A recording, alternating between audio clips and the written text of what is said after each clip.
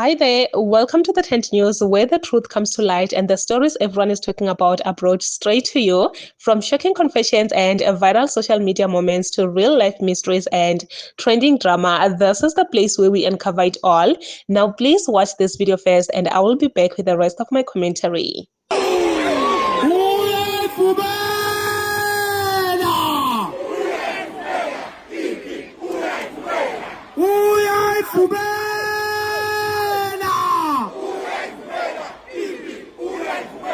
Shono.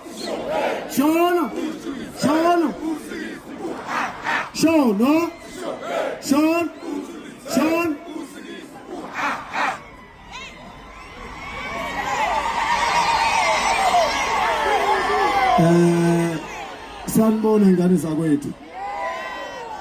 Mina ngibone ngokuthi nisuke ngidina uZulu nize nizofika la ukuthi niyahlonipha futhi ngiyazi inhlonipho nizoqhubeka nayo. Angizukusho okuningi ngizosho lokho ngikhuluma nenhliziyo yomuntu othandizwe. Angikhulumi nomuntu otshalwe la ngoba njengoba nibona ngiza ngifika late nje abanye begxeka. Abazi mina ukuthi nganikela ngempilo yami ukuthi noma ngafa noma nini namanje ngoba ngimela kungaqhuma isibhamu lapha phezulu ngifa. Kodwa khona umuntu ohlalela ukugxeka. Hlalela nje ukugxeka kuphela. Ake sima ukugxeka, ake uyibuke wena uthi wenzani. Ngeke nisuke izwe lingaka. Ngoba phela umuntu uzokhuluma umuntu nikuthatha kushoyo noma ningakuthathi. Kodwa singathi sesila bese sehlukana phakathi. Angikhulumeli umuntu njalo.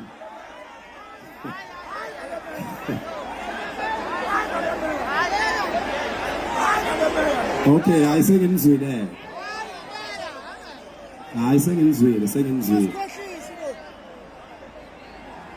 Sengenzwile bafowethu, sengenzwile. Besitsheliweke kodwa nje khona nje nesandla engisibonayo lo qala ukumemeza kuqala.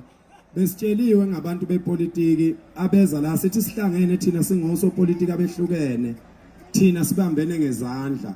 Bona beze bezofuka eyabe agenda eceleni. Cela lokho kesingakwenzi kodwa ke angizili ukuzokhulumela abantu la ngizoyikhulumela mina. Wengane zakwethu ngicela uqale ngidlulise mina okukhulu ukuthokoza kusisa uMangobese. Mqungebe ngiyabonga dadewethu. Abantu bayazama ke ngamandla ukusixabanisa mina noMangobese. Hayi kimi khohlwa mfana wami akulula nje. Akulula ngoba izinto engizenzayo angiyithunywa. Ngiyayikhethela ngiyindoda. Uyabona njengoba ngasukumela izwe ngimncane kuze kube namhlanje. Abanye bangibona lapha ngoba sengilekelela uMangobese sekuyimabazi ubuso bami. Uboka uhlehla ubuyele ku2016 2017 uyofunda ama-post kaTshatha ukuthi uTshatha wayibhala thini mayikhuluma ngami. Abantu bengakangazi. Angifiki mina nokusebenzela umphakathi. Angifiki futhi nokuxovwa. Angixoveki, angithengeki. Ayikho imali elingana nobudoda bami. Angeke zibe khona.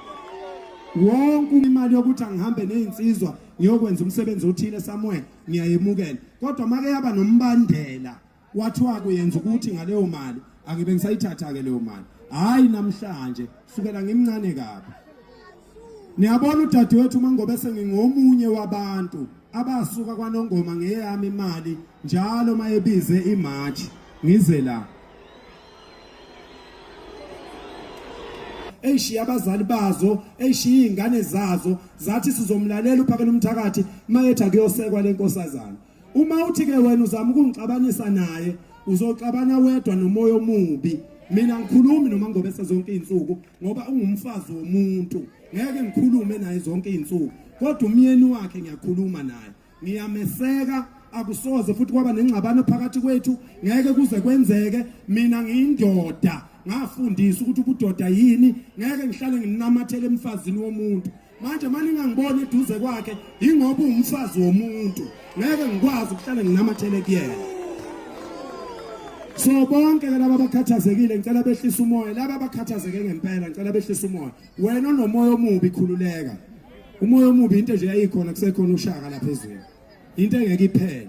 Lapha kusasa sizoba ne press conference. Sizonichazela ukuthi njengoba bathi sisegoli sisebenze kanjani, inhlelo zensizwa nomthizo development foundation kuya phambili zime kanjani, njengoba sibizwa izolo ngajike standard tone sengibuya ngiza la eKwaZulu ngajika eStanderton ngibizwa ngo9 ebusuku kuthiwa umengameli uyangifuna kusasa ngizonitshela ukuthi sikhulume sathini nomongameli mina bengimele nina akukho futhi okunye engumelayo angithengeki angisoze ngathengwa ngiyoze ngihambe la emhlabeni ngoba kwandabandaba yimina ngithethe idlozi ngeke ngithethe idlozi kwandabandaba ngazi kahle ukuthi sengidayise ngomzabalazo into engeke iziyenzeke leyo angifiki nemali ngifuyile mina webakwethu angidinge imali ngiyabonga ingane zakwethu wethu nomphakathi abadaba siyabonga kakhulu umntaka baba ukuthi umsebenzi omuhle owenzekile namhlanje lapha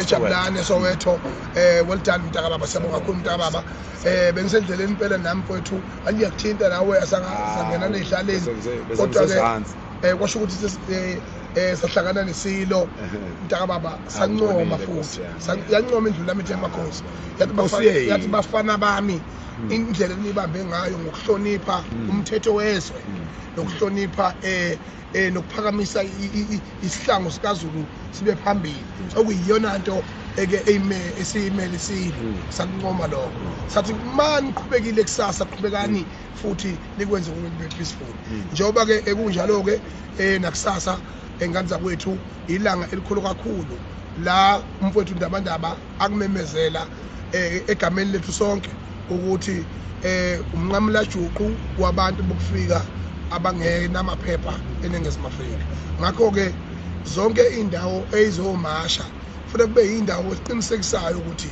thina njengabaholi bemash eyenzakalayo kulelizwe kwenzeka la sikhona kusasa na kanjani ke umfowethu njengamanje nje uba sila eGoli uyewuka ubheke eThekwini futhi ke mina ngizobekela eGoli ngiziqiniseko sokuthi insizwa sisuka nazo kwaMayimaye ingene eHebrew sithi uValley sithi Bears no Dia Square eke sihlangane nawo wonke amamasha azobe khona isiqaphele izikipa zepolitiki noma ngabe usopolitiki uyinlunga lezo laseNingizimu Afrika uvumelekile ukuba kanye nathi noma sikubone lobuso lobu ke sibone bugaxe ithawulo elithize yabona kodwa lokho engasigqokile kunjalo mntaba kunjalo mfowethu Ndabezitha ngiyabonga mfowethu ngithokoze kakhulu ngibona ivideo yakho neNgonyama siyazi ukuthi iNgonyama iyakhipha umyalelo oqondile nje Ndabezitha